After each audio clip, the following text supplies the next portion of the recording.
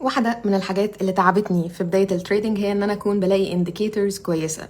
تقريبا ذاكرت 90% من الانديكيتورز اللي موجوده على تريدنج فيو لحد ما وصلت اوريدي للانديكيتورز اللي انا بستخدمها في الاستراتيجي بتاعتي حاليا واللي هي بدرسها اوريدي في جروس اكس.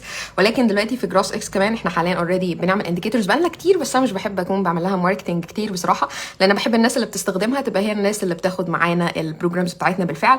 ولكن دلوقتي متاح على الاكونت بتاع جروس اكس 3 انديكيتورز فور فري، فيلا اعرفكم عليهم.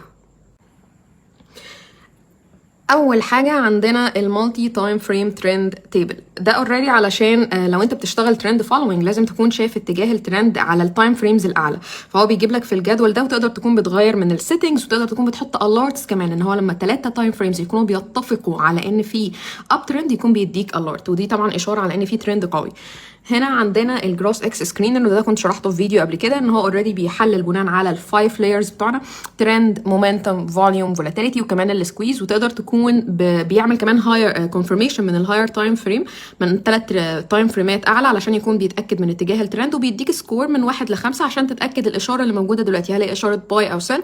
وتقدر كمان تكون بتحط عليها الارت علشان يكون بيجي لك نوتيفيكيشن على طول.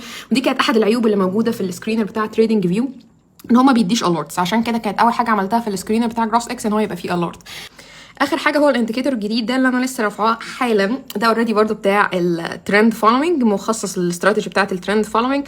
لو حطيتوه على الشورت هيكون بيديكوا اوريدي اشاره مع الاوبورتيونيتيز اللي ممكن يكون فيها علامه شراء زي ده مثلا، وهيديكوا برضو اشاره مع الاوبورتيونيتيز اللي ممكن يكون فيها علامه بيع لو انت داخل صفقات شورت مثلا، رغم ان انا ضد الشورت، بس عشان ايه كل واحد ياخد قراراته بنفسه.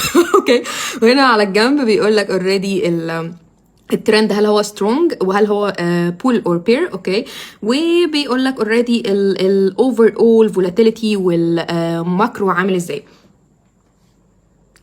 مش عارفين تكونوا بتوصلوا للانديكيتورز، ممكن تكونوا بتتواصلوا مع الواتساب اللي موجود على الويب سايت بتاع جروس اكس، وهو هيكون بيوجهكم الاكونت بتاعنا على تريدنج فيو.